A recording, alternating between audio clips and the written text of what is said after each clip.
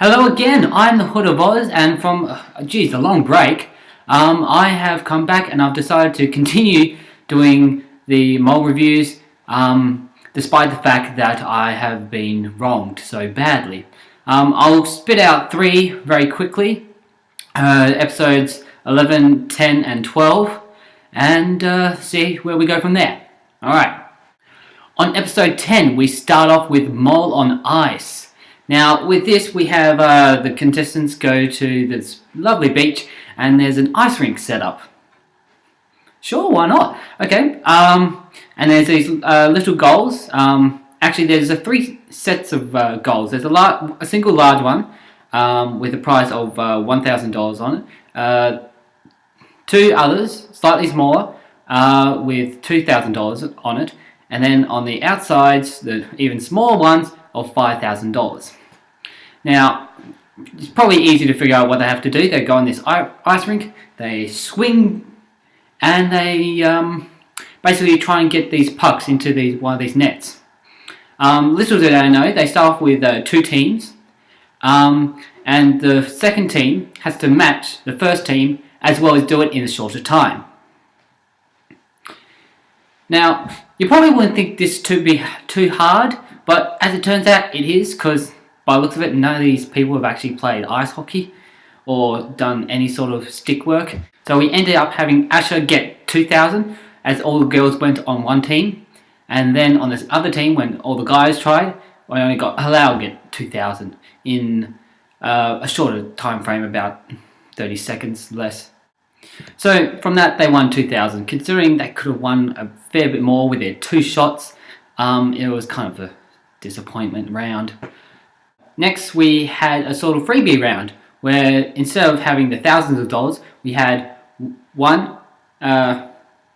instead of having the $1,000, we had one freebie, three freebies, and then 5 freebies, which is a very nice sort of round. Except for the shooting was done in pairs this time, and there were 2 other pairs that could block the shots.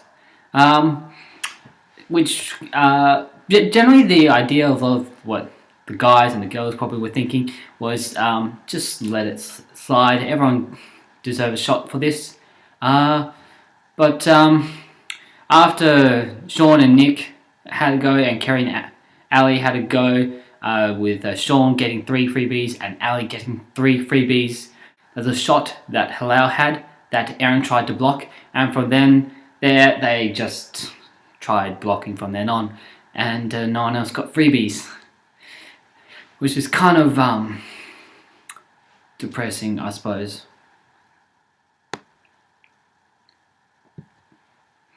Next up, we had smoke signals. Now, from this, it's kind of like and really weird Chinese whispers, except with smoke signals. So basically, we start off with pairs. They are set up in different areas along this beautiful landscape. And the first two, Aaron and Sean, get this sort of message where they derive a code off the other player's backpacks. 2163. After they derive that, they have to send smoke signals to the next pair of what that code is. And then they pass it on to the next pair, and then they pass it on to the next pair, and that last pair, after figuring out what the code is, punch it into this little safe which has $5,000 in it. You'd think this would be easy. It actually wasn't. So Aaron and Sean pass on the message 2163 to Halal and Kerry.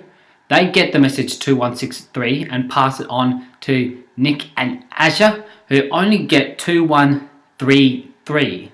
Then pass it to Ali and Sam, who got, I don't know how they got this, but they got 1, 2, 4, 3.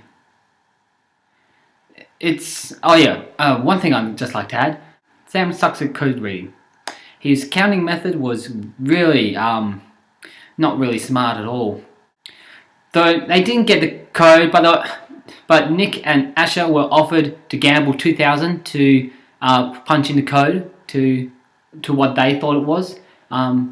They were kind of unconfident with what they got. So next, Halal and Kerry were offered to gamble 3,000 to put in the code, but they decided not to.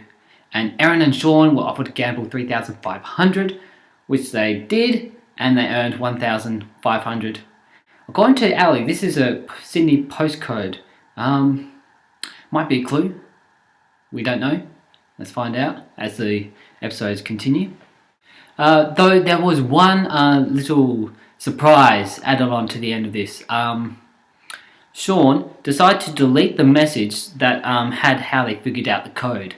And Sam got really aggro about this, got really controlling. So what we learned from this, Sean is a faggot and Sam is a control freak.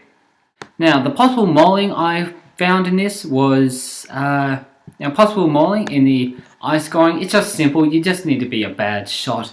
As for the freebie round, I didn't see any need for any molding there.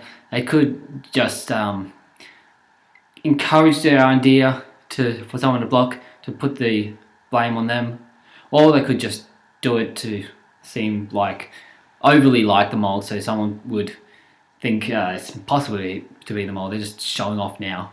In smoke signals, it was either the code reader or the sender of the smoke.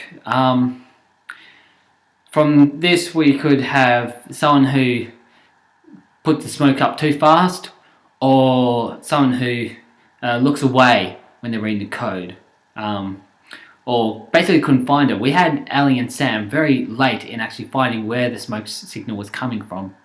This was episode 10. I'm the Hood of Oz. Thanks for listening.